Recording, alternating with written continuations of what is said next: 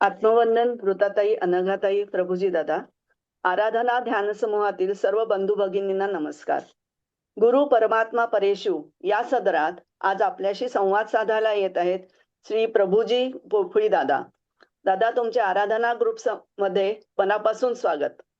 प्रभुजी दादांनी chemical engineer पदवी प्राप्त केल्यावर 1974 मध्ये मुंबईतील निरनिराळ्या केमिकल कंपन्यांमध्ये मॅनेजर म्हणून नोकरी केली. टेक्निकल ॲडवायझर म्हणून काम केल्यावर ते हळूहळू अध्यात्माकडे वळले. दादांचे वडील 1937 पासून मेहेरबाबांच्या सहवासात होते व ते त्यांचे अनुयायी होते.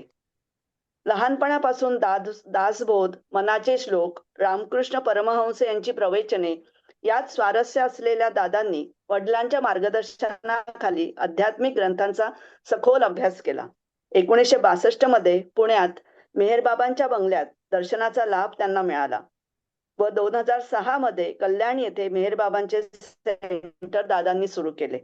ठाणे जिल्ह्यात निरनिराळ्या आध्यात्मिक संस्था, वृद्धाश्रम, ज्येष्ठ नागरिक संघ इत्यादी ठिकाणी सत्संगात मेहेरबाबांच्या विश्वव्यापी कार्याची माहिती तिथे देण्यात येते.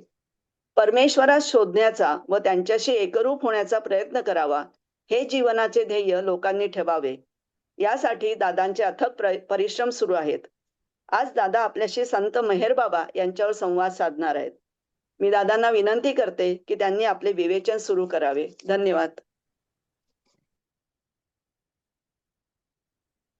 अवतार मेहेर बाबा की जय. मी प्रभुजी दिनकर पोफळ, अवतार मेहेर बाबा केंद्र कल्याण मधून. आज मेहेर बाबाच्या बर्थडेला तुमच्या संस्थेमध्ये मेहेर बाबांचं जीवनचरित्र आणि परमेश्वर प्राप्ती बरोबर ते काय म्हणतात यावर माझं लेक्चर. अवतार मेहेर बाबांचा जन्म 1894 ला पुण्यामध्ये झाला. त्यांचे वडील शेहरियारजी इराणी जे होते ते पण लहानपणापासून त्यांना परमेश्वर प्राप्तीचा ध्यास होता.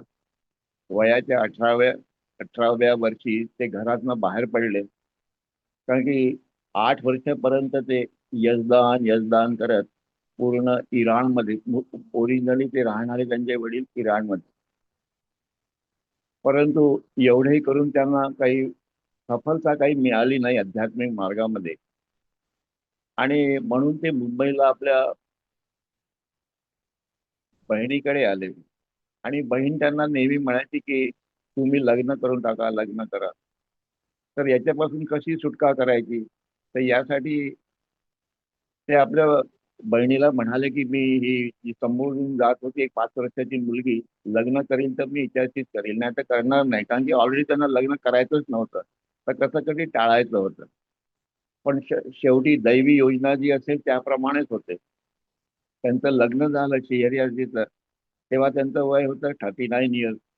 आणि जे त्यांची लग्न होणार होती ती जी मुलगी जी होती त्यांचं वय होतं 14 वर्षाचं. परंतु आणि पुढे मेहेर बाबा आपल्या कार्यक्रमामध्ये, शाळेमध्ये जाणं, त्यांचे जे कार्यक्रम होते ते करणं, हे त्यांचं चालूच होतं. परंतु त्यांना हे माहिती नव्हतं की आपण परमात्मा आहोत. निराकार निर्गुण परमात्म्याला सगुण साकार रूपामध्ये आणण्याचं कार्य प्रत्येक युगामध्ये 5 सद्गुरू हे करतात. तर यावेळेला मेहेर बाबांचे जे 5 सद्गुरू होते ते होते उपासनी महाराज, शिर्डीचे साईबाबा, पुण्याच्या एक लेडीज होत्या बाबाजान म्हणून त्या, केळगावचे नारायण महाराज आणि नागपूरला ताजुद्दीन बाबा होते. या 5 सद्गुरूंनी निराकार निर्गुण परमेश्वराला सगुण आणि साकार रूपामध्ये आणलं, आणि ते म्हणजे मेहेर बाबा. तर मेहेर बाबा जेव्हा 8-9 वर्षाचे होते तेव्हा त्यांच्या क्लासमध्ये एक मुलगा होता, रामदास म्हणून त्याचं नाव होतं. तर त्याने या 8 वर्षाच्या मुलाला एक पुस्तक दिलं गौतम बुद्धाचं.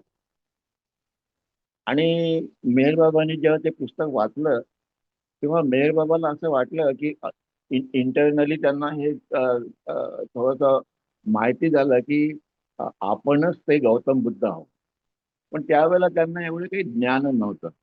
म्हणून त्यांनी इंटरनली स्वतःलाच विचारलं की मी खरंच गौतम बुद्ध होतो का? तर त्यांना उत्तर मिळालं, हो, तुम्ही गौतम बुद्धच होता.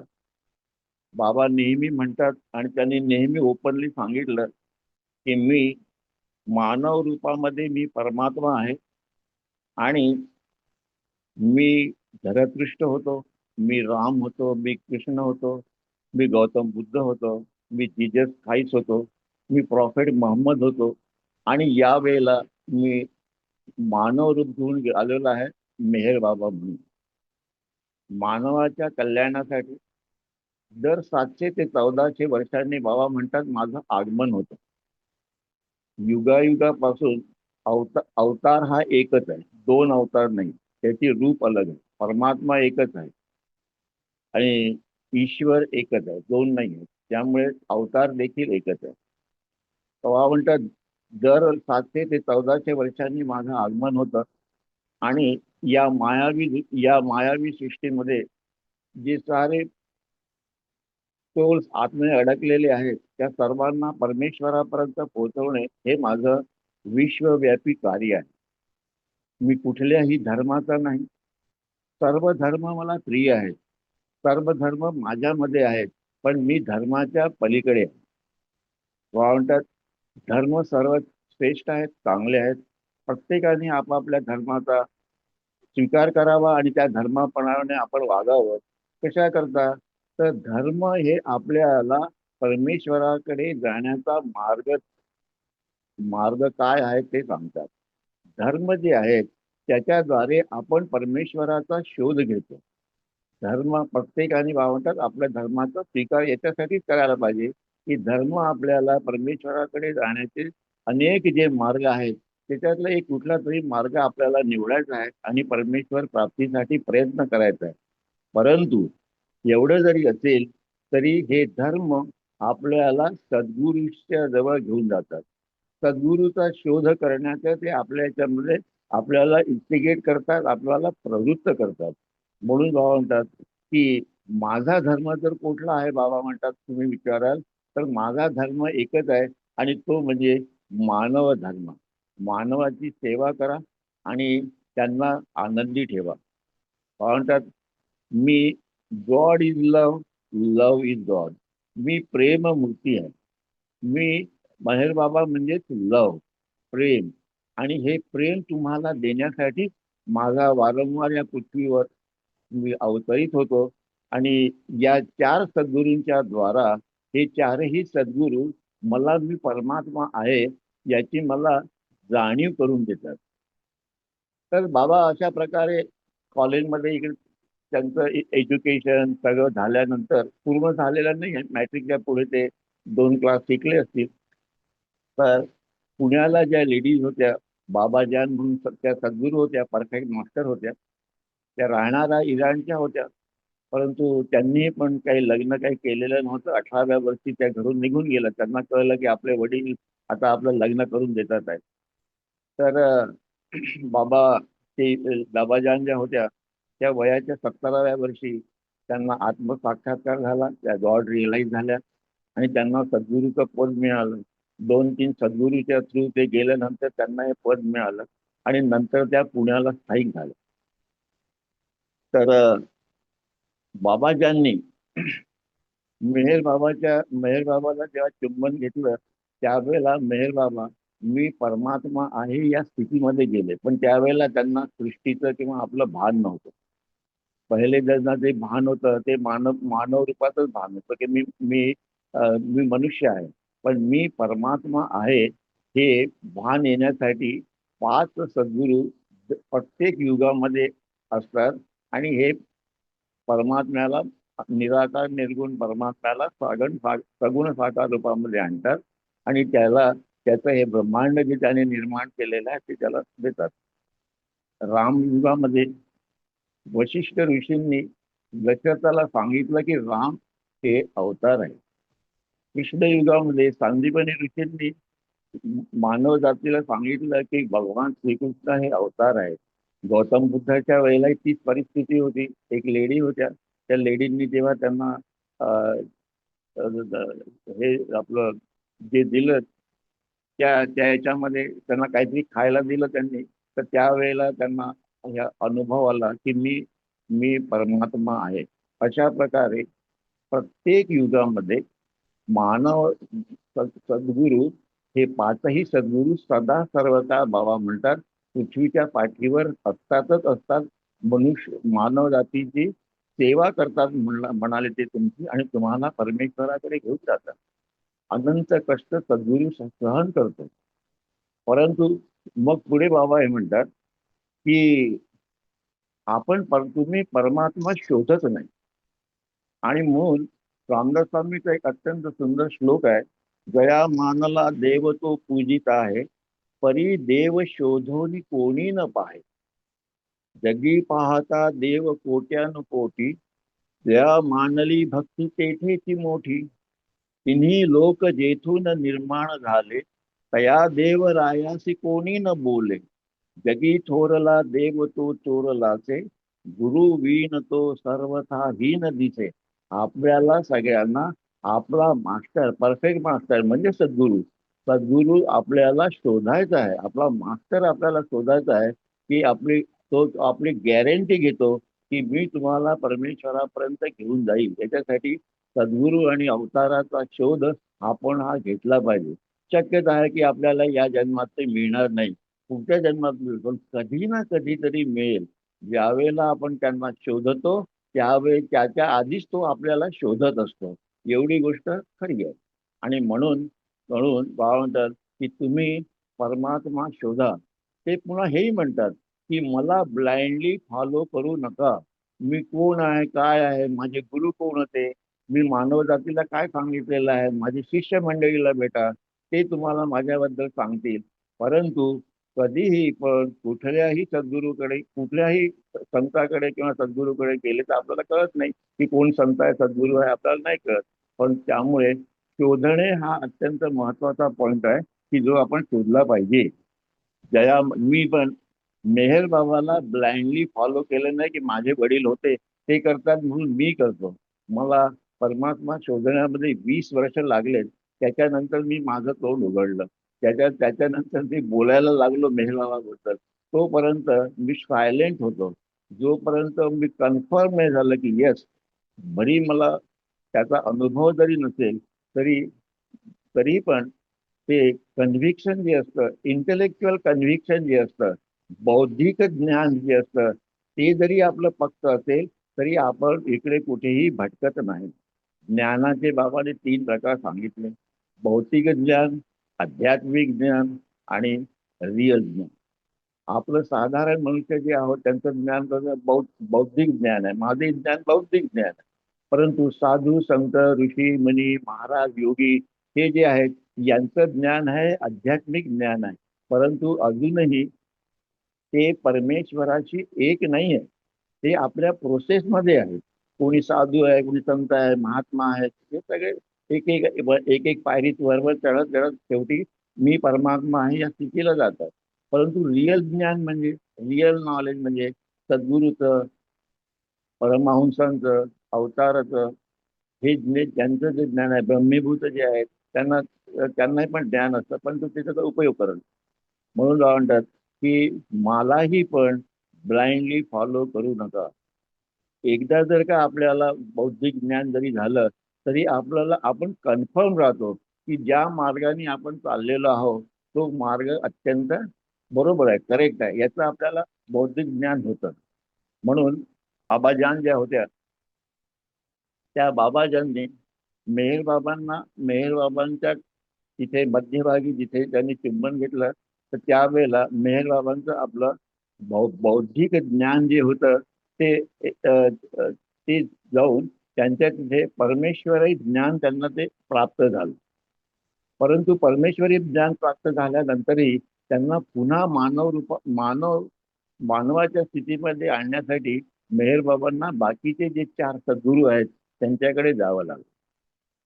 तर बाबाजान काय म्हणतात मानव जातीला तिथे बाबाजांच्या जवळ ज्या मंडळी होती त्यांना बाबाजान म्हणतात की मेहरबान जो आहे हा परमात्मा आहे आणि याला तुम्ही फॉलो करा आणि मी जे काही सांगितलेलं आहे त्याप्रमाणे तुम्ही वागावं अशी बाबाजांनी त्यांना आपल्या मंडळींना, आपल्या प्रेमीजांना त्यांनी सांगितलंय. दुसरं, या सद्गुरू हजरत बाबाजान ज्या होत्या त्या 130 वर्षापर्यंत जगल्या. पुढे दुसरे सद्गुरू जे होते बाबांचे ते होते साईबाबा, शिर्डीचे साईबाबा. तर बाबा बाबाजांनी त्यांना सांगितलं की सर्व विश्वाची चाबी जी आहे ती साईबाबांकडे आहे, तर आता तुम्ही साईबाबांकडे जाऊ. म्हणे माझं जे कार्य होतं ते संपलं असं त्या म्हणाल्या. तर त्यानंतर त्याच्या आधी ते केळगावचे नारायण महाराज सद्गुरू आहेत त्यांच्याकडे गेले बाबा. तर नारायण महाराजांना जेव्हा नारायण महाराजांनी त्यांना बघितलं की मेहर बाबा येत आहेत, तर ते आपल्या सिंहासनावरनं उठून उभे राहिले आणि बाबांना त्यांनी रिसीव्ह केलं. बाबांना त्यांनी आपल्या जवळ बसवलं आणि त्यांचं काय इंटरनली काय बोलणं झालं ते काही कोणाला कळलं नाही. दोघंही मौन होते, पण इंटरनली ते बोलत होते एकमेकाची. त्यांचा तो संवाद संपला आणि मग बाबा रात्री त्या गाडीने पुन्हा नगरला आपला पुण्याला वापस गेले. 2-3 दिवसानंतर पुन्हा बाबा मग साईबाबांकडे गेले आणि साईबाबा त्यांना विचारतात, त्यांच्या बरोबर त्यांचा खुद म्हणून एक त्यांचा मित्र होता त्यांना घेऊन गेले. त्यामुळे तुझ्या बरोबर कोण आलेला आहे? तर साईबाबा म्हणतात मेहर बाबा म्हणून आहे. मेहरवान, त्यांचं नाव मेहरवान होतं, नंतर मेहर बाबा झालं. मेहरवान आलेले आहे, पुण्याहून आम्ही आलेलो आहोत, त्यामुळे आपलं दर्शनासाठी आलेलं आहे. तर रात्रीची वेळ होती त्यामुळे मी दर्शन देत नाही, उद्या बघूया. तर थंडीच्या दिवसामध्ये दोघंही झाडाच्या खाली झोपलेत आणि दुसऱ्या दिवशी त्यांची एक प्रोसेस होती, साईबाबांची लेंडी प्रोसेस होती. तर त्याच्यामध्ये येत असताना मेहर बाबा त्यांच्या समोर गेले आणि साष्टांग नमस्कार घातला साईबाबांना. साईबाबा म्हणतात, मेहरबान आप परवरदिगार हो. परवरदिगार मीन्स हायेस्ट, विष्णू. तर एकदा नाही, 3दा त्यांना म्हणतात आप परवरदिगार हे परवरदिगार. आणि साईबाबा त्यांना वाकून त्यांना नमस्कार करतात, कारण की एक अवतार आहे, एक सद्गुरू आहे, दोन्ही गॉड रिअलाइज आहेत. परंतु सद्गुरू जे असतात ते मानव जातीच्या कल्याण करतात. मानव जातीचं कल्याण व्हावं म्हणून ते प्रयत्न करतात. पण अवतार साऱ्या ब्रह्मांडाचं कल्याण व्हावं म्हणून ते आपलं कार्य करतात. म्हणून अवतार हे श्रेष्ठ सद्गुरूपेक्षा. पण दोघांचं स्टेटस एकच, दोघांचा अधिकार एकच, सगळं काही आहे. परंतु एकाचं कार्य जे आहे, मनुष्य जो आहे तो आपल्या स्वतःसाठी दुःख सहन करतो. सद्गुरू मानव जातीसाठी दुःख सहन करतात. पण अवतार पशु पक्षी, मानव, साधू संत सर्वांसाठी ते आपलं दुःख सहन करतात. आणि म्हणून सद्गुरू जे आहेत ते देखील आव्हान करतात परमात्म्याला की आता जी परिस्थिती आहे ब्रह्मांडामध्ये, ती परिस्थिती जेव्हा सद्गुरूंच्या कंट्रोलच्या बाहेर जाते, माया कोणालाच ऐकत नाही, त्यावेळेला ते अवताराला पृथ्वीच्या पाठीवर मानव रूपामध्ये आणण्याचं महत्वाचं कार्य सद्गुरूच्या द्वारे प्रत्येक युगामध्ये होते. युगायुगापासून हे चालू आहे आणि पुढे बाबा म्हणतात युगायुगापासून ते चालू राहील. पुढे आणखीन जे सद्गुरू जे आहेत ते मुख्य सद्गुरू म्हणजे उपासनी महाराज. त्यांचा आश्रम आहे जवळ, शिर्डीच्या जवळ त्यांचा आश्रम आहे. त्या ठिकाणी उपासनाच आहे.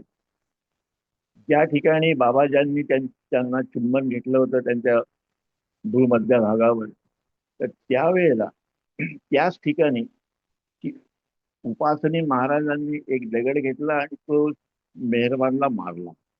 त्याचा परिणाम काय झाला? मेहरबान जे मी परमात्मा आहे या स्थितीमध्ये होतो, त्याला हळूहळू हळूहळू वापस आणण्याचं पृथ्वी स्थूल जगतामध्ये वापस आणण्याचं कार्य सद्गुरू उपासनी महाराजांनी केलं. 7 वर्षापर्यंत उपासनी महाराज मेहरबाबा यांच्याकडे यायची, उपासनी महाराजाकडे यायची 7 वर्ष, आणि 2 वर्ष आधी पण यायचे. म्हणजे जवळजवळ 9 वर्षापर्यंत उपासनी महाराजांच्या जवळ मेहरबाबा राहिले. आणि मेहरबाबांनी त्यांना अं, मी परमात्मा आहे याचं ज्ञान त्यांना करून दिलं. जेव्हा जेव्हा मेहरबाबा त्यांच्या आश्रमामधून निघाले आणि आपलं स्वतःचं विश्वव्यापी कार्य सुरू करायच्या वेळेला मेहरबाबा उपासनी महाराज महाराजाला म्हणतात, तुम्ही आता पूर्ण परमात्मा झालेले आहात, तुम्ही आता आपलं कार्य करण्याकरता जाऊ शकता. आणि आपल्या शिष्यांना म्हणतात की मला जे काही शिर्डीच्या साईबाबाकडनं मिळालं ते मी मेहरबानला दिलेलं आहे. आता माझ्याजवळ तुम्हाला द्यायला काही नाही आहे. मी गेल्यानंतर तुम्ही मेहरबाबांचे फॉलोअर व्हा आणि तो जे काही आज्ञा देईल त्या आज्ञेचं पालन करा. आणि असं म्हणून बाबा तिथून निघून गेले. आपल्या विश्वव्यापी कार्याकरता बाबा पुढे निघून गेले. आणि म्हणून बाबांनी नंतर पुण्याला एक छोटासा आश्रम काढला आणि त्या आश्रमामध्ये त्यांनी आपले 45 त्यांनी आपले प्रेमी गोळा केले की जे मेहरबाबाचं कार्य करण्याकरता म्हणून. तर या 45 लोकांना घेऊन मेहरबाबा नंतर मुंबईला आले. तिथे त्यांनी एक आश्रम स्थापन केला, मंजिरे मीर म्हणून एक छोटासा आश्रम होता. तिथे बाबांनी त्यांना अध्यात्माचे धडे दिलेत. मुख्य म्हणजे आज्ञा पालनावर त्यांचा जास्ती भर होता की मी ज्या काही आज्ञा तुम्हाला देतो त्या तुम्ही तंतोतंत पाळल्या पाहिजे. हे बाबांनी त्यांना त्या 9 महिनेपर्यंत बाबाच्या आश्रमामध्ये होते. आणि मुख्य त्यांचा उद्देश जो होता की हे जे 45 लोक जे घेऊन गेले होते आपले प्रेमी, त्यांना त्यांना आज्ञा पालनाचा धडे देण्याचं महत्वाचं कार्य बाबांनी मग सुरू केलं. त्यानंतर 1922 जानेवारी पासून बाबांनी अवतार कार्य आपलं आरंभ केलं होतं. उपासनी महाराजांकडे येणाऱ्या शिष्यांना ते सांगत की तुम्ही मेहरबाबाकडे जा, मला साईबाबाकडून जे मिळालं ते मी सांगितलं तुम्हाला आता. आणि ते काय म्हणतात की मेहरबान हे जे आहे मानव रूपामध्ये आदिशक्ती परमात्मा आहेत. बाबा एकदा म्हणाले की मेहरबाबा एकदा म्हणाले की बाबाजान जे आहेत त्यांनी मला सत्य स्वरूपाची जाणीव करून दिली.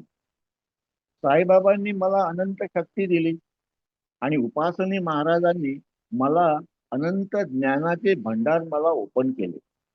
पुढे बाबांनी आपला आश्रम काढला तो अहमदनगरच्या जवळ मेहराबाद, आता त्याचं नाव मेहराबाद म्हणून आहे. या मेहराबादच्या या ठिकाणी त्यांनी एक आपला आश्रम काढला. आणि तिथे त्यांनी लहान मुलांच्या शाळा,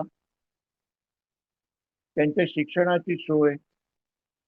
त्यावेळेला गावामधल्या लोकांची परिस्थिती अत्यंत बिकट होती. त्यांच्यासाठी एक डिस्पेन्सरी काढली. तर त्यांना फुकट शिक्षण, जेवणाचा खर्च देखील मेहरबाबा करायचे. तिथे जवळजवळ 250 ते 300 मुलं होते. तर त्यांच्या शिक्षणाची सोय बाबांनी केली. मुख्य म्हणजे त्यांना जे डाऊन ट्रोडन आहे, जे गरीब आहेत, की ज्यांना स्वतः निर्बल आहेत, तर अशा लोकांची त्यांनी सेवा केली असते. तर सगळ्यात महत्वाचं म्हणजे सेवा कशी करायला पाहिजे, सेवा कशी प्रेमाने आपण त्यांची केली पाहिजे, गरीब लोकांची सेवा कशी केली पाहिजे, याचं पूर्णच्या पूर्ण अभ्यास जो आहे तो त्या ठिकाणी त्यांनी करून घेतला. आणि त्या ठिकाणी चांगले शिक्षक नेमलेत. आणि त्यांच्याद्वारे बाबांनी आपलं एक विश्वव्यापी कार्यामध्ये ते इन्व्हॉल्व होते आणि आपलं ते कार्य बाबांनी त्या ठिकाणी करून ठेवलं.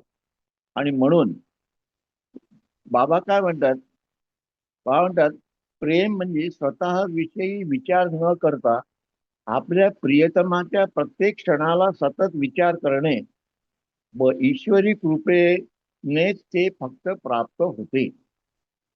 ही ईश्वरी कृपा प्रगट ही ईश्वरी कृपा जी आहे ती प्राप्त करण्याकरता हिमालयाच्या मध्ये ध्यानस्थ बसलेले जे रोगी जे आहेत त्यांनाही या प्रेमाचा लाभ झालेला नाही भावंडात. ते ईश्वरी प्रेम मी तुम्हाला देणार आहे. माझ्याकडे या. तुम्ही येताना माझ्यासाठी काही आणू नका, मला काही नको. मी परमात्मा आहे, मी अनंत आहे.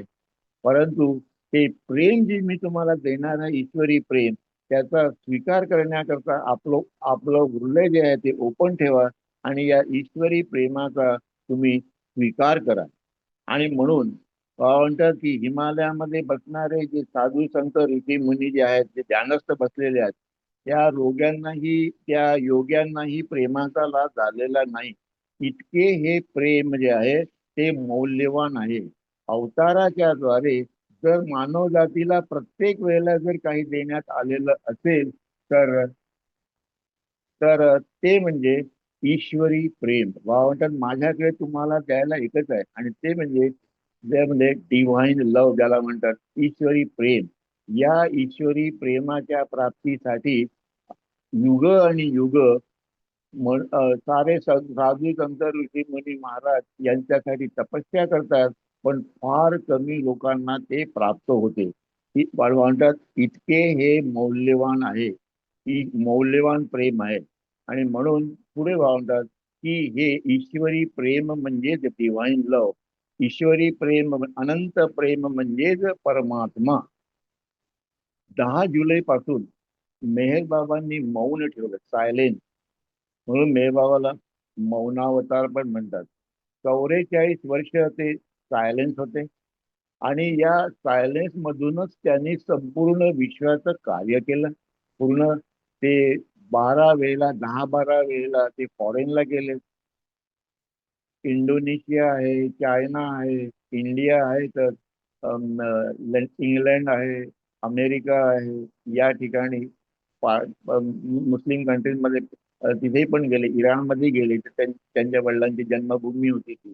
या सर्व ठिकाणी ते गेलेले आहेत. आणि त्यामुळे या काळामध्ये ते ABCDची जी वर्णमाला पट असते त्या तक्त्यावर बोटे ठेवून ते लोक ते शिष्यांना ते समजावून सांगतात. आणि बाबांनी पुढे हे सांगितलं, ते सांगतो तुम्हाला की गणेश म्हणजे काय याच्यावर बाबांनी पुन्हा सांगतो. बाबा म्हणतात गणेश म्हणजे हा पहिला अवतार. सृष्टी ज्या वेळेला निर्माण झाली बाबा म्हणतात त्यावेळेला ज्या आत्मेने इव्होल्युशन आणि इन्व्होल्युशन प्रोसेसमध्ये जाऊन उत्क्रांती आणि इनर जर्नी हा प्रवास ज्याने स्वतः एकट्याने केला, कोणाचीही मदत न घेता जो परमेश्वराशी एकरूप झाला, तो सगळ्यात पहिला मानव म्हणजे गणेश. त्याला आपण गणेश म्हणतो. आणि आणि तोच पहिला सद्गुरू पण झाला आणि तोच पहिला अवतार पण झाला. आणि हे गणेश जे आहेत हेच रामाचं रूप, कृष्णाचं रूप, जीजस क्राईस्टचं रूप, मेहरबाबाचं रूप. रूप अलग अलग आहेत, परंतु परमात्मा हा एकच आहे. अवतार हा एकच आहे, अवतार दोन नाही. म्हणून काय म्हणतात की हे जे गणेश जे आहेत तेच युगायुगाने येतात, पुढेही पण तेच येत राहील, पुढे पण मीच येत राहील. म्हणजे माझं ते रूप आहे की मी सगळ्यात पहिले परमेश्वराशी एकरूप झालेलो आहोत, असं ते म्हणतात. बाबांनी पुढे आपल्या या कार्यामध्ये एक ग्रंथ लिहिलेला आहे, त्याचं नाव आहे गॉड स्पीक्स.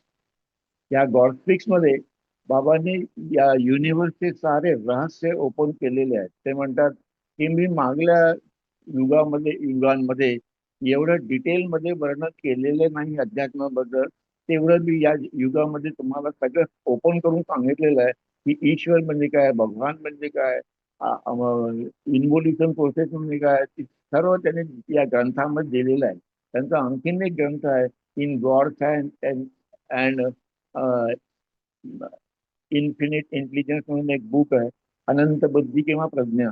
ते बुक आहे, ते 3 बुक जे आहेत ते जरूर सगळ्यांनी वाचावे. बाबा म्हणतात या ग्रंथामध्ये मी एक पहिले लिहिलेलं आहे की पहिला मानव केव्हा जन्माला आला, तसेच मानवाला ईश्वर प्राप्ती केव्हा झाली, तसेच युगासंबंधी माहिती, माणसाला परमेश्वराप्ती पोहण्याच्या दृष्टीने पृथ्वीचे पुनर्निर्माण होणे इत्यादी माहिती या ग्रंथामध्ये दिलेली आहे. बा म्हणतात की योग्य वेळ आले की हा ग्रंथ जो आहे तो प्रकाशित होईल. दुसरा एक ग्रंथ जो आहे इन्फिनिट इंटेलिजन्स, याच्यामध्येही बाबांनी पुष्कळचे सत्य अध्यात्माचे ते ओपन केलेले आहे. आणि पुढे बाबा म्हणतात की मेहराबादला बाबांनी जे एक धर्मार्थ दवाखाना, धर्मशाळा, मोफत शिक्षण देणारी शाळा, कुष्ठरोगांच्या दवाखाना इत्यादी संस्था त्यांनी सुरू केल्या. कुष्ठ लोकांना बाबा स्वतः स्नान घाली, त्यांचे कपडे धुत आणि ठराविक दिवशी त्यांचे शौचकूप देखील ते ते साफ करीत. इतके होऊनही ऑक्टोबर 2026 मध्ये सेवा कार्यासाठी उभारलेल्या सर्व संस्था त्यांनी एकाएकी नंतर बंद केल्यात. आणि अ, आणि पुढे त्यांनी 1927 ला त्यांनी मेहराश्रम ही शाळा काढून सर्व धर्माच्या मुलांना त्यांनी प्रवेश केला. बाबा ते मी जे अवतार घेतलेला आहे तर माझं कार्य काय की सर्व धर्म जातीच्या पंथाच्या लोकाला एका ठिकाणी करणे. कारण तो तो अभ्यास जो आहे तो त्यांनी या मेहराश्रम या आश्रमामध्ये त्यांनी केला. लहान मुलांना त्यांनी दिव्य प्रेमाचा अनुभव दिला. आणि ज्या पण संस्था त्यांनी त्यांचं कार्य संपलं, त्यांनी या संस्था काढून टाकल्या. बाबा म्हणतात की मी नेहमी सतत तुमच्या सोबत आहे, याची तुम्ही नित्य स्मरणामध्ये हे असू द्या.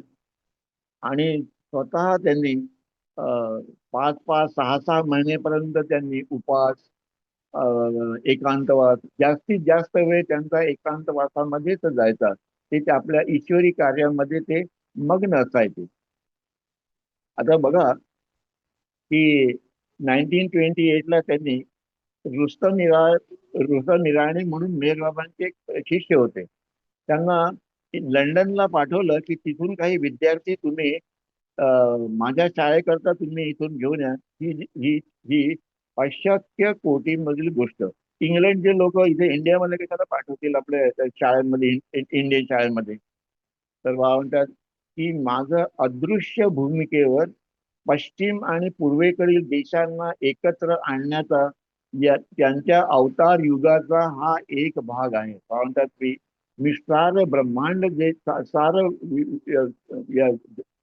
या जगामध्ये मी सर्व धर्माचे, जातीचे, पंथाचे आणि सर्व जेवढे देश आहेत त्या सर्वांना एकत्र आणण्याचं माझं हे अवतारिक युगाचा एक भाग आहे. हा एक भाग आहे. अनंत भाग जे आहे ते आपण पुढे बघूया. त्यातला हा एक अभावांचा एक भाग आहे. आणि कसं ते एक्सप्लेन करतात त्यामुळे मी जेव्हा राम युगामध्ये मी इंडियामध्येच माझं कार्य होतं. भगवान श्रीकृष्णाचं कार्य पण इंडियाच होतं. गौतम बुद्धाचं कार्य इंडियामध्ये होतं, चायनामध्ये होतं, कंबोडिया या ठिकाणी होतं. जीजस क्राइस्ट कार्य जे होतं ते अमेरिका, इंग्लंड, जेरुसलेम या साईडला ब्रिटिश याच्यामध्ये. तर पण म्हणतात माझं कार्य मी सर्व जगामध्ये ऑस्ट्रेलिया, इंडिया, इंग्लंड या सर्व ठिकाणी त्यांनी आपलं कार्य केलं.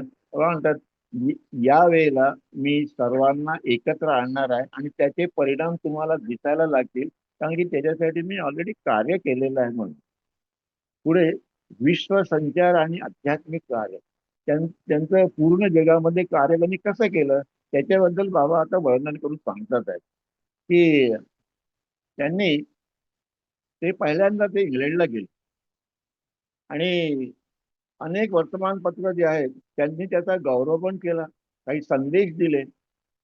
आणि जे जे काही त्यांनी विचारलेलं होतं ते एकही शब्द न उच्चारता बाबांनी त्यांनी विचारलेल्या प्रश्नांची बाबांनी त्यांना उत्तरं पण दिलेली आहेत. आणि म्हणून बाबा सांगतात की मला विश्वात्मक मन आहे व सर्वांच्या मनामधील गोष्टी मी जाणून घेण्यासाठी विश्वात्मक मनच हवे असते. कारण की एक गृहस्थ त्यांना भेटायला आले, त्यांना ही विद्या प्राप्त होती की दुसऱ्याच्या मनामध्ये काय विचार चालू आहे हे ते ओळखायचे. ते बाबाकडे जेव्हा गेले त्यावेळेला ते म्हणतात की बाबाचं जे मन आहे त्या मनामध्ये कुठले विचारच नाही, दे नो थिंकिंग, काहीच नाही आहे, मग ब्लँक आहे. फक्त मला हा अनुभव येतो आहे की बाबा माझ्या मनामधलेच विचार काय आहे ते त्या बाबाला कळतं, पण बाबाच्या मनातले विचार मला कळत नाही. त्यामुळे तो तिथे नतमस्तक झाला तो गृहस्थ, आणि तो बाबांचा आशीर्वाद घेऊन ते निघून गेले. बाबा म्हणतात की माझी खोली अगाध आहे, तिला अंत नाहीये, ती जाणण्याचा तुम्ही प्रयत्न पण करू नका, फक्त माझ्यावर प्रेम करा. आपल्या तुमच्या सत्य स्वरूपाची ओळख हा मनाचा पडदा आहे. म्हणतात तुम्ही आणि मी या दोघांमध्ये काही फरक नाही आहे. मध्ये जो कर्टन आहे, पडदा जो आहे, तो आपल्या मनाचा पडदा आहे. म्हणून त्यांनी मनोनाशाचा कार्यक्रम आपल्या हातामध्ये घेतला. पुढे मी सांगेल त्याचं डिटेल मनोनाशाचं वर्णन काही. आणि म्हणूनच तुम्ही म्हणता की मी हे जे काही रूप, माझं जे फॉर्म जो आहे, तो शारीरिक फॉर्म जो आहे, शरीर रूपी, तो माझा एक कोट आहे, आणि तो कोट घातल्याशिवाय तुम्ही मला बघू शकत नाही. आणि म्हणून म्हणतात की माझं हे शरीर जे आहे, ते शरीर जे आहे ते रिअल नाही. हे शरीर मी धारण करतो माझं विश्वव्यापी कार्य करण्याकरता, आणि तुमच्याशी संवाद साधायचा असेल तर मला हे शरीर घ्यावंच लागतं. आणि त्यामुळे माझं खरं स्वरूप जे आहे, मी कोण आहे याचं खरं स्वरूप जे आहे, ते खरं स्वरूप जे आहे ते तुम्हाला प्राप्त व्हावं अशी जर इच्छा असेल तर तुम्हाला मी जे काही सांगतो त्याप्रमाणे तुम्हाला वागावं लागेल, आणि तशा प्रकारचं तुम्हाला हे करावं लागेल. म्हणून पुढे 1932 साली बाबा पुन्हा जेव्हा इंग्लंडला गेले तेव्हा तिथे एक गृहस्थ होते, जेम्स डगलस म्हणून त्यांचं नाव होतं. ते एका मोठ्या वर्तमानपत्राचे संपादक होते. त्यांना बाबांना ते भेटायला आले. बाबांना एक्सपोज करायला आले की इंडियामधून आलेले हे गृहस्थ स्वतःला म्हणतात की मी राम होतो, मी कृष्ण, मी जीजस, मी मोहम्मद पैगंबर होतो, आणि आता मी मेहर बाबा म्हणून आलेलो आहे. तर यांना आणि मी कुठल्याही धर्माची स्थापना करणार नाही हे ते सगळं जे सांगतात आहे. तर यांना एक्सपोज करण्याकरता म्हणून त्यांनी तिथले सायंटिस्ट, डॉक्टर, जितके काही हायली एज्युकेटेड जे लोक जे होते त्या सर्वांना एकत्र केलं या डगलस साहेबांनी. आणि त्याच्यातले 100 टॉप जे होते त्यांना घेऊन ते मेहर बाबाकडे, की जस्ट गो टू मेहर बाबा, का त्यांना एक्सपोज करूया आपण. परंतु बाबा म्हणतात की 100 लोक येऊ नका, तुम्ही आपला एखादा ग्रुप, 7-8 लोकांचा ग्रुप घ्या आणि ते मला भेटायला या आणि विचारा तुम्हाला काय विचारायचं आहे.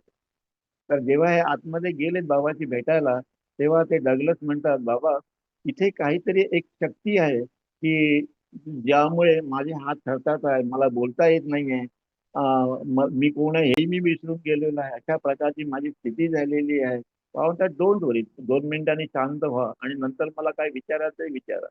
परंतु जे डगलस जे आहेत तेही पण अत्यंत हुशार होते. त्यांनी एका सायंटिस्ट कडून त्यांची एक चिठ्ठी बनवून ते घेऊन गेले होते, आणि काही प्रश्न विचारायसाठी म्हणून गेले होते. तर ते प्रश्न बाजूला राहिले. ते डगलस साहेब म्हणे, बाबा तुम्ही कोण आहात याची मला कल्पना आलेली आहे. त्यांनी नमस्कार केला आणि निघून गेले ते दोघं तिघं. ते बाहेर गेल्यानंतर सर्वांनी विचारलं की तुमच्या मेळाव्याचं काय बोलणं झालं. म्हणजे मी त्यांचं दर्शन घेतलेलं आहे, तुम्ही आतमध्ये जा, दर्शन घ्या आणि घरी जा. म्हणजे त्यांना हे कळलं की मेहर बाबा जे म्हणतात आहेत ते सत्य आहे. मेहर बाबा त्यांना हे जरी कळलं नसेल की मेहर बाबा परमात्मा आहे, पण त्यांना या गोष्टीची कल्पना आली की त्यांच्या सहवासामध्ये 5 मिनिटं जेव्हा मी राहिलो त्यावेळेला मला आनंद मिळत होता त्या त्या वातावरणामध्ये, हे त्यांनी अनुभवलं. आणि त्या मेहर बाबाच्या समोर नतमस्तक झाले. त्या मेहर बाबा मौनच आहे. 44 वर्ष मौन ठेवून त्यांनी संपूर्ण विश्वामध्ये आपलं विश्वव्यापी कार्य त्यांनी केलेलं आहे. आणि अशा प्रकारे की बाबा पुढे म्हणतात की मी शरीर सोडल्यानंतर सर्व धर्माचे, जातीचे लोक लाखो संख्येने माझ्या दर्शनाला येतील. आजही जवळजवळ 40 देशामधील लोक मेहर बाबाच्या समाधीला येतात. तिथे कुठला धर्म नाही, जात नाही, पंथ नाही, काय नाही, काही नाही, नथिंग. म्हणतात सर्व धर्म एकत्र करणे आणि मानव जातीला हे ज्ञान देणे की आपण सर्वजण हे एकाच माळेमध्ये गुंतलेलो आहोत. आणि आपण जसे मी परमात्मा आहे तसे तुम्ही सर्व परमात्मा आहात. सर्व परमात्मा आहात हे ज्ञान, हा अनुभव तुम्हाला देण्यासाठी म्हणून माझा हा माझा हा अवतार आहे. आणि म्हणून सर्वात महत्वाचं जे मेहरबाबाचं कार्य जे असेल ते म्हणजे मस्तांची सेवा. मागल्या कुठल्याही अवतार काळामध्ये हे आपल्याला वाचायला आम्हाला मिळालेलं नाहीये की मस्त मस्त म्हणजे ज्याला आपल्या शरीराचं भान नाही, ते जिवंत आहेत परंतु आपल्या शरीराचं ज्याला भान नाही अशांना बाबा मस्त म्हणतात. अशा लोकांचे आणि बाबांनी मस्ताचे आश्रम काढले राहुरीला, नगरला, अशा ठिकाणी ते आश्रम होते. हे जे मस्त लोक आहेत जे परमेश्वराच्या प्रेमामध्ये लीन झालेले आहेत, त्यांना आपल्या शरीराचंही भान नाही आहे. त्यांचा कार्यकर्ता दाता म्हणजे परमात्मावरच त्यांचं सर्व अवलंबून आहे, अशांना मस्त म्हणतात. मस्त म्हणजे आध्यात्मिक मार्गावर अग्रसर असलेली, परंतु ठराविक अंतरावर पोचल्यानंतर त्यांना योग्य मार्गदर्शन न मिळाल्यामुळे त्या स्थितीमध्ये ते अडकून राहतात. त्यांना पुढे कसं जायचं, परमेश्वराकडे पुढे कसं पोचायचं याचं भान नसतं, ध्यान नसतं. अशा लोकांची बाबांनी सेवा केली आणि त्यांच्यामध्ये असणारी जी ऊर्जा, जी एनर्जी आहे, त्या एनर्जीचा बाबांनी उपयोग करून घेतला. आणि आणि त्यांनी जे बाबाला हे सहकार्य केलं त्या प्रित्यर्थ त्या बाबांनी त्यांना पुढे पुश केलं, आध्यात्मिक मार्गामध्ये पुश करण्याचं कार्य बाबांच्यात मी केलेलं आहे. हे मस्त जे आहेत हे माझी चिल्ड्रन आहेत. यांना मानव जातीला ते कळत नाही की मस्त म्हणजे काय. तर ते बिचारे या लोकांना कोणी फार त्रास देतात, कोणी दगड मारतात, काही करतात. पण बाबांनी 16 ते 18 वर्षापर्यंत यांची सेवा केली, सर्व ठिकाणी त्यांची सेवा केली. आणि अशा प्रकारे आध्यात्मिक मार्गावर हे जे वाटसरू आहेत, परंतु त्यांना स्वतःचं ध्यान नाही आहे, म्हणून जास्तीत जास्त 1936 पासून 49 पर्यंत त्यांनी जास्तीत जास्त मस्तांशी संपर्क साधला.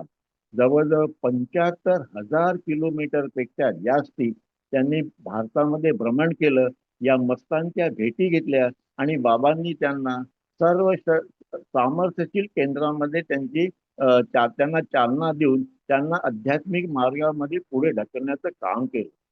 बाबांच्या ईश्वरत्वाची साक्षी देणारे काही नाव आहेत, पुष्कळसे आहेत. मी त्याला 2-3 वाचून दाखवतो.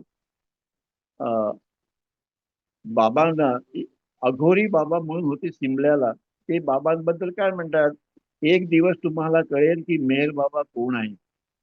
दुसरे ब्रह्मानंदजी महाराज मथुरेचे आहेत. ते बाबांना बघितल्यानंतर म्हणतात, प्रेमामुळेच भगवान कृष्ण माझ्याकडे आलेले आहेत. गोखले बाबा इस्लामपूरचे, ते म्हणतात मेहर बाबा परमात्मा आहेत. नंतर मुंगसाजी महाराज दामणगावचे आहेत, ते म्हणतात बाबा शहानशाह आहेत. म्हणजे ज्या मस्तांना किंवा साधू संतांना बाबांनी भेट दिली, त्यांनी बाबाला बघितल्यानंतर काय उद्गार काढले ते एक पुस्तक आहे. त्या पुस्तकात सगळं डिटेल वर्णन केलेलं आहे. आता तेवढं काही सांगू शकत नाही आपण. परंतु गाडगे महाराजाबद्दल सांगतो बघा, की गाडगे महाराज दर 4-5 महिन्यांनी किंवा 6 महिन्यांनी मेहर बाबाकडे यायचे. त्यांचं मेहर बाबांचं जे आश्रम होता मेहरा झादला त्या ठिकाणी. आणि शेवटी ते एकदा म्हणाले की बाबा मी आता थकलेलो आहे, माझ्याच्याने कार्य होत नाही, तर तुम्ही मला आता हे देह सोडण्याची परमिशन द्या. तर बाबा म्हणतात दैवी योजनेप्रमाणे तुम्हाला जे काम मिळालेलं आहे ते अजून पूर्ण झालेलं नाहीये. ते पूर्ण झालं की मग मी तुम्हाला मोक्ष मुक्ती जे द्यायचं आहे ते मी देणार. तर आता तुम्ही तुमचं कार्य जे आहे ते सुरू ठेवा. मग म्हणाले बाबा मी तुमच्या आश्रमामध्ये राहतो, मला काय चटणी आणि भाकर मिळाली का माझं होऊन जातं, तर मी इथेच राहतो आणि तुमची सेवा करतो. तर बाबा म्हणते तेही पण शक्य नाही. कारण की ज्याला जी सेवा दिलेली आहे, कार्य दिलेलं आहे, ते कार्य पूर्ण केल्याशिवाय तुम्हाला तुला देह सोडता येणार नाही. त्यामुळे असं करा बाबा, तुम्ही काहीच म्हणत नाहीये, तर म्हणे असं करा की तुम्ही आषाढी एकादशीला पंढरपूरला या. तेव्हा म्हणते हा ते मी स्वीकार करतो. तर गाडगे महाराज मेहर बाबांना घेऊन गेले तिथे पंढरपूरला. आणि त्या 20,000 लोकांच्या समोर जेव्हा गाडगे महाराज कीर्तन करत होते, कीर्तन संपल्यानंतर ते म्हणतात की मी जिवंत विठोबाला तुमच्या समोर आणलेला आहे. तुम्ही पहिले मेहर बाबा हे जिवंत विठोबा आहेत. तुम्ही त्यांचं दर्शन घ्या आणि नंतर देवळातल्या विठोबाकडे जा. तेवढा त्यांचा अधिकार होता.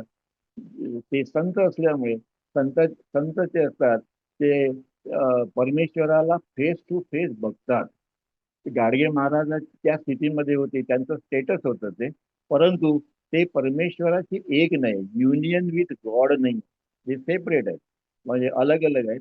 परंतु मला असं वाटते की त्यांना पुढच्या जन्मामध्ये मेहर बाबांनी त्यांना मोक्ष मुक्ती किंवा आत्मसाक्षात्कार काही असेल तो त्यांनी दिलेला असेल, तेवढी त्यांची योग्यता होती. तर याच्यावरनं आपल्याला कळते की मेहर बाबा हे कोण आहेत. बाबा म्हणतात की मला देखील तुम्ही कोण आहेत हे बघा, शोधा आणि माझ्यावर प्रेम करा. बाबा म्हणतात की प्रेम हे अत्यंत महत्वाचं आहे. पुढे ते म्हणतात की मी कुठलाही चमत्कार करत नाही. मी आजपर्यंत कुठलाही चमत्कार केलेला नाही. मी एकच चमत्कार केला युगापूर्वी, ते म्हणजे या विश्वाची निर्मिती केली. हा माझा एक चमत्कार. आणि मी मौन सोडीन तो माझा दुसरा चमत्कार असेल. आणि मी मौन सोडल्यानंतर जी परिस्थिती असेल पूर्ण ब्रह्मांडामध्ये, तशी परिस्थिती याच्या आधी कधीही नव्हती युनिव्हर्समध्ये. याचा तुम्हाला अनुभव येईल की मी कोण आहे. त्यामुळे तुम्ही माझ्या समाधीला या. तुम्ही मला फॉलो नाही केलं तरी चालेल, परंतु तुम्ही माझ्या समाधीला कशा करता यायला पाहिजे की जेणेकरून मी जे काही आणलेलं आहे तुमच्या परमात्म्याकडनं तुमच्यासाठी जे आणलेलं आहे, जो तुमचा ठेवा, अमूल्य ठेवा आहे, तो घ्या आणि जा. तुम्हाला वाटलं तर तुम्ही माझ्याकडे येऊ शकता आणि मी तुम्हाला परमेश्वरापर्यंत पोहोचवील, याची मी तुम्हाला गॅरंटी देतो. माझे वडील जेव्हा मेहर बाबाकडे गेले 1942ला, तर ते पहिले उपासनी महाराजांकडे गेले. तर उपासनी महाराजांनी त्यांना सांगितलं की तू माझा शिष्य नाही आहे, तुझा शिष्य तुला मिळेल. नंतर 5-6 वर्षानंतर मेहर बाबांची त्यांची भेट झाली. तर मेहर बाबा म्हणतात तुला काय पाहिजे, तर म्हणे मला परमात्मा पाहिजे. आणि म्हणे तुझी ते बाबांनी विचारलं की तुझी काय तयारी आहे. तर त्यांनी सांगितलं की मी हे करतो ते करतो ते. त्यामुळे मी त्यांना विचारलं एकदा की तुम्हाला मेहर बाबांनी काय दिलं. तर म्हणे जसा पाण्यामध्ये मासा तडफडतो तसा मी परमात्म्यासाठी तडफडलो आहे म्हणे. आणि एवढी त्यांची ती योग्यता होती. आणि ज्यावेळेला त्यांनी बॉडी ड्रॉप केली तेव्हा तेव्हा मला ते जाणवलं की त्यांना गॉड रिअलायझेशन मेहरबाबाने दिलं. कारण की मेहरबाबाने त्यांना प्रॉमिस केलं होतं की या जन्मात मी तुला आत्मसाक्षात्कार देईल म्हणून. म्हणून म्हणून ते बाबा म्हणतात की की मी तुम्हाला जे द्यायला आलो आहे ते तुम्ही रिसीव करा आणि यात आपल्या जीवनाचं सार्थक करा. आणि म्हणून बाबा म्हणतात, तुम्हाला मध्ये मी सांगितलं नवजीवन आणि मनोनाशाबद्दल थोडं सांगतो. पुढे बाबा म्हणतात की हे जीवन जे आहे मनोनाशाचं आणि नवजीवन जे आहे ते अतिशय खडतर आहे. संकटांना, अडचणींना आव्हान देणारं आहे. आणि मान अपमान यांच्या वाटेला न जाणारे, काम क्रोध लोभ त्याग करणे, गुरु आणि शिष्य भेदभाव मिटवून टाकणे, अहंकार नष्ट करणे. मी काय करतो, गुरु आणि शिष्यामधला भेदभाव जो आहे तो मी नष्ट करून टाकणारे असे एक वेगळे जीवन होते. कुठलं मनोनाश आणि नवजीवन कसं होतं, तर तुमचा अहंकार मिटवून टाकतं. अहंकार कधीही आपल्या प्रयत्नाने आजपर्यंत कोणीही आपल्या प्रयत्नाने हा अहंकार नष्ट केलेला नाही. पण सद्गुरूच्या कृपेशिवाय सद्गुरू वाचवणे सापडे ना सोय, धरावे ते पाय आधी आधी तुकाराम मला सांगतात. सद्गुरू शिवाय तुम्हाला ईश्वर मुक्ती किंवा ईश्वर प्राप्ती होणं शक्य नाही, आजपर्यंत ते कोणाला झालेलं नाही. आणि असे हे एक जगावेगळे असे हे जीवन होते. त्यांनी पायी प्रवास केला, भिक्षा मागितली, गोरगरिबांची सेवा केली, वेगवेगळ्या प्रकारचे जीवन होते ते. आणि त्यांनी साधकाला जीवन कसे जगावे याचे धडे पण दिले त्यांनी. म्हणून बाबा म्हणतात की की ती भिक्षा म्हणजे त्यांचे प्रेम आणि दया. जे लोक भिक्षा दिले त्यांनी मला, ते अशा प्रकारचे होते. भिक्षा म्हणजे दया. पुढे जे मनोनाशाचं कार्य, मनोनाश म्हणजे डिस्ट्रॉय द माइंड. मन, आपण परमात्मा आणि आपणामध्ये कसला पडदा आहे, जो पडदा जो आहे तो आहे मनाचा. आणि म्हणून हे मन नष्ट होणे अत्यंत महत्वाचं आहे. एकदा जर का हे मन नष्ट झालं तर आपण परमेश्वराची एकरूप होतो. त्यामुळे मनोनाशाचा चॅप्टर जो आहे, जो कार्य त्यांनी मनोनाशावर केलं, तेही देखील अत्यंत महत्वाचं आहे. नवजीवन, मनोनाश आणि विमुक्त जीवन जे आहे, जे बाबांनी आपल्याला दिलेलं आहे, की पुढची मानवजात या प्रकारे जर जीवन जगतील तर त्यांना परमेश्वर प्राप्ती झाल्याशिवाय राहणार नाही. ते प्रॉमिस देतात. ते म्हणतात, आय प्रॉमिस यू, की जो कोणी माझ्याकडे येतो परमेश्वर प्राप्तीसाठी येत असेल तर त्याने जरूर यावं, ते मी त्याला दिल्याशिवाय राहणार नाही. म्हणजे एवढी त्यांची अथॉरिटी होती, कारण की शेवटी ते परमात्माच होते, नो डाऊट. आणि 2 वेळा त्यांना ऍक्सिडेंट झाले. एकदा अमेरिकेमध्ये ऍक्सिडेंट झाला, एकदा साताऱ्याला ऍक्सिडेंट झाला. आणि या ऍक्सिडेंटमध्ये त्यांचे सर्व शरीर जे आहे, म्हणजे सर्व बळीचे बोन्स जे आहेत तेही पण 1-2 ठिकाणी क्रॅक झाले.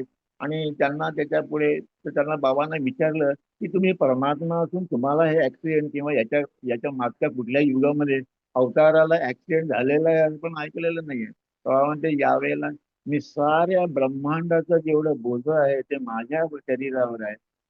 मी या युगामध्ये, मागल्या सर्व युगामध्ये जे काही राहिलेलं असेल त्याला बॅलन्सिंग केलेलं आहे. आणि आता एक नवीन युगाची सुरुवात होईल. आता लवकरच बाबा नवीन युगाची सुरुवात होईल. आणि ते नवीन युग कसं असेल? त्याग, सेवा आणि प्रेमाचं असेल. आज नाही आहे ते, परंतु बाबा म्हणतात की लवकरच ते तुम्हाला बघायला मिळेल की ती नवीन नवीन नवजीवनामध्ये लोक कशा प्रकारे व्यवहार करतात. तर त्यांनी त्याच्यामुळे सांगितले. आणि म्हणून बाबा म्हणतात, मी मगाशी तर सांगितलं की ते म्हणतात की मी एकही चमत्कार केलेला नाही. बरोबर आहे, आणि मी केलेला नाही आणि करणार पण नाही. परंतु ज्या वेळेला मी माझं मौन सोडील, त्यावेळेला मी जो काही शब्द उच्चारेल, जो काही शब्द आहे तो उच्चारेल, तेव्हा त्यावेळेला माझा एक पहिला चमत्कार म्हणजे मी विश्व निर्माण केलं. आणि दुसरा चमत्कार म्हणजे मी ज्यावेळेला माझं मौन सोडील त्यावेळेला असा चमत्कार घडून येईल की याच्या आधी कधीही असा चमत्कार झालेला नाही. त्याबद्दल बाबा सांगतात की तो चमत्कार कसा असेल ते त्याची कोणालाही कल्पना नाही आहे, पण जेव्हा ते घडून येईल त्यावेळेला तुम्हा सर्वांना ते कळेल बाबा म्हणतात. आणि म्हणून पुढे बाबा म्हणते, मला प्रचार अथवा प्रसिद्धी नको. मला मला मला त्याचा बाबा म्हणतात तिरस्कार आहे की मोठे मोठे आश्रम स्थापन करायचे आणि मोठे मोठे हे करायचे. तर त्याच्यामध्ये बाबा म्हणतात काय नाही, त्याच्यामध्ये जर प्रेम नाही आहे तर काही नाही, अहंकार वाढतो म्हणते. बस ते म्हणतात, युगायुगापासून माझे कार्य मी करतो, पैशाची तिथे काही आवश्यकता नसते. माझे कार्य पैशाशिवाय माझे कार्य होते. आणि म्हणून विविध ग्रंथांमधील विचार आणि साहित्य हे प्राथमिक भूमिका करण्याच्या दृष्टीने सर्व ठीक आहे, पण अवतार काळामध्ये जर काही महत्वाचं असेल तर ते म्हणजे प्रेमाचं महत्व आहे. लव गॉड अँड बिकम गॉड. परमेश्वरावर प्रेम करा आणि परमात्माची एकरूप व्हा. बाकी तुम्हाला तुम्हाला परमेश्वर, माझ्यावर प्रेम करा, नंतर तुम्हाला माझी प्राप्ती होईल. आणि म्हणून ते म्हणतात, माझ्या प्रेमाची याचना करील तो निवडक पैकी एक ठरेल. फार कमी लोक मला स्वीकार करतात, मी जेव्हा जेव्हा येतो पृथ्वीच्या पाठीवर त्यावेळेला लोक माझी निंदा नालस्ती करतात, मला सुळावर चढवतात, मला दगडं मारतात आणि मला हिणवतात. मी गेल्यानंतर मी गेल्यानंतर चर्च बांधतात, मस्जिदी बांधतात, देवळं बांधतात आणि माझा उदो करतात मी गेल्यानंतर. पण मी जेव्हा असतो पृथ्वीच्या पाठीवर तेव्हा माझ्याकडे कुठे येत नाही. मी ते द्यायला आलो आहे, ते घ्या आणि आनंदी राहा. बाबा म्हणतात आनंदी राहा. आणि अवतार काळामध्ये अवताराची जितकी निंदा किंवा मानहानी होते तितकी पाच सद्गुरूची कधी होत नाही. सद्गुरूची एवढी निंदा नालस्ती होत नाही, अवताराची खूप होते. आणि म्हणून काय म्हणतात, मानव जातीचे दुःख भोगण्यासाठीच व मानहानी सहन सहन करण्यासाठीच मानव देह अवतार धारण करतो. अवताराचं महत्व सांगितलेलं आहे की किती महत्व आहे. म्हणून मगाशी मी सांगितलं की 700 ते 1400 वर्षानंतर अवताराचं आगमन जे होतं ते यासाठीच होतं की निंदा नालस्ती भोगणे त्याच्या नशिबी असतं, परंतु तरी पण तो सर्वांवर प्रेम करतो, कारण की तो मानव रूपामध्ये परमात्मा आल्यानंतरच ते करू शकतो. निराकार निर्गुण परमात्मा हे कार्य करू शकत नाही. म्हणून परमात्म्याला वारंवार इथे यावं लागतं. अवतार बाबांनी वारंवार सांगितलं, मी ईश्वर होतो, मी ईश्वर आहे आणि मी ईश्वर राहील. आणि पुन्हा ते म्हणतात की पुन्हा ते म्हणतात आपलं बॉडी ड्रॉप करण्याच्या आधी ते म्हणतात, मी म्हणजे हे शरीर नव्हे, माझ्या कार्यासाठी मी हे शरीर वापरतो. माझं कार्य संपलं की हे शरीर नष्ट होऊन जातं, डिस्ट्रॉय होऊन जातं. माझं माझं खरं जे रूप आहे ते इतकं सुंदर आहे की तुम्हाला जर त्याची एक झलक जर काही मिळाली तर तुम्ही म्हणतात, बाबा म्हणतात तुम्ही वेडे होऊन जाल. इतकं ते सुंदर आहे असं ते आपल्या त्याचं वर्णन करतात. परमेश्वराच्या सुखाचं ते वर्णन करतात.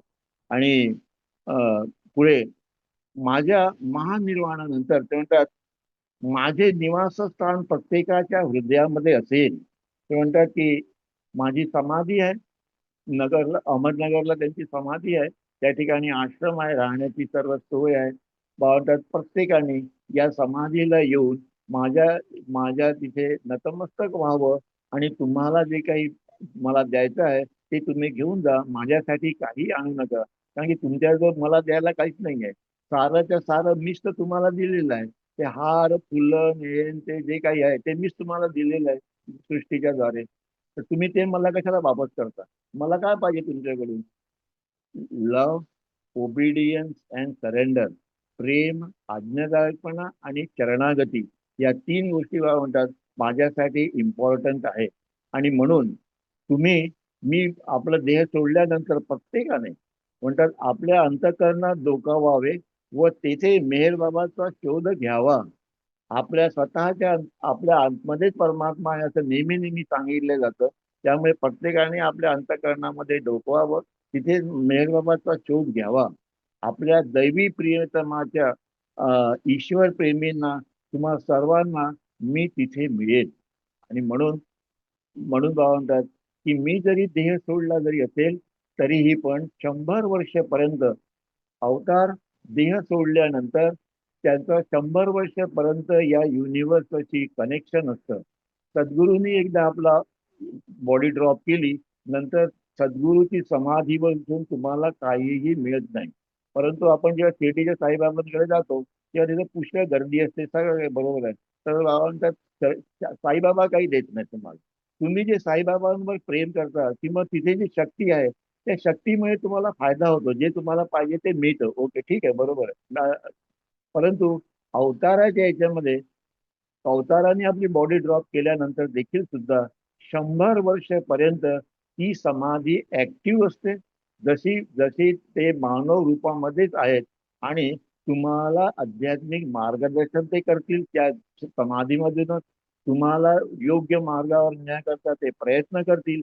तुमच्याकडे त्यांचं लक्ष असतं की तुम्हाला परमेश्वरापर्यंत तुम्हाला ईश्वर प्राप्तीसाठी ते आपलं बॉडी ड्रॉप केल्यानंतर देखील ते आपल्याला मदत करत असतात. हे अवताराच्या समाधीचं वैशिष्ट्य आहे. आणि म्हणून म्हणतात की तुम्ही माझ्या समाधीला यावं. कुठल्याही कारणाने ते म्हणतात की तुम्ही माझ्यावर जी श्रद्धा तुमची आहे तिला ढळू देऊ नका.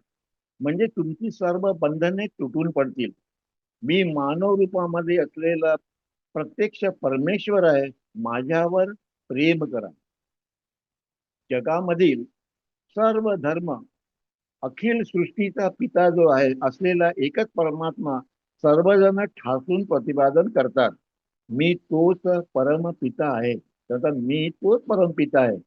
जगातील सर्व लोक एकाच पित्याचे सर्व पुत्र आहेत. या सर्वांना पुन्हा आठवण करून देण्यासाठी मी या मानव रूपामध्ये 700 ते 1400 वर्षांनी अवतरित होतो. माझ्या प्रेमी जनांना भेटण्यासाठी मी येतो. पृथ्वीच्या पाठीवर कुठेही जरी येते असतील तरी मी त्यांना भेटण्यासाठी स्वतः जातो किंवा मी त्यांना आपल्याकडे बोलावतो.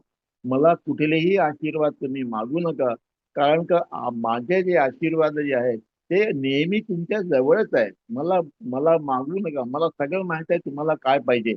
आणि म्हणून आजचा हा माझा जो उपक्रम जो होता, मेहेर बाबांच्या जीवनाची माहिती, मेहेर बाबांनी काय कार्य केलं, मेहेर बाबा काय म्हणतात सद्गुरू बद्दल, साधू संतांबद्दल आणि त्यांचं कार्य जे आहे त्याच्याबद्दल याचं एक थोडक्यामध्ये वर्णन जे आहे 1 तासामध्ये जेवढं होईल तेवढं मी तुम्हाला सांगितलेलं आहे.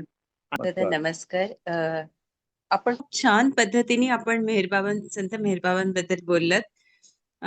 अजून ऐकावंसं वाटतं आम्हाला, पण वेळ झाल्यामुळे आपण पुन्हा हा भाग घेऊया. पुढचा उर्वरित भागात घेऊया. पुढचा भाग जर तुम्हाला घ्यायचा असेल ना समजा, तर हा जे लोक आज आलेले आहेत किंवा नाही आलेले आहेत त्यांनी मला हं, प्रश्न विचारावी हं, अध्यात्माबद्दल. मेहेर बाबा कोण, काय त्यांना म्हणजे आपल्या मनामध्ये शंका जर असेल तर आपली हा आध्यात्मिक प्रगती होत नाही. बरोबर आहे. ते आपल्या मनामध्ये जे असेल ते जर बाहेर क्लिअर झालं तर आपल्याला आपल्या जीवनामध्ये आनंद मिळतो. आपण जेव्हा त्याचं नामस्मरण करतो किंवा जे आहे ते. तर त्यामुळे तुम्ही जेव्हा केव्हा तुमचा हा प्रोग्राम ठेवत असाल तर त्यावेळेला त्याच्यामध्ये हे ठेवा की त्यांनी आपले प्रश्न विचारावे आणि आपलं मन मोकळं करावं. जय बाबा. बरं दादा, बरं आपण जरूर घेऊया. आज खूप तुम्ही आम्हाला या कार्यक्रमामध्ये बोलण्याकरता परमिशन दिली आणि त्यामुळे तुमच्या संस्थेचे आम्ही अत्यंत आभारी आहोत. आणि आणखीन जर तुम्हाला काही याच्याबद्दल विचारायचं असेल किंवा कार्यक्रम असेल तर आम्हाला कळवा, आम्ही येऊ. हो दादा. आमचं सेंटर आहे कल्याणला, लाल चौकीला.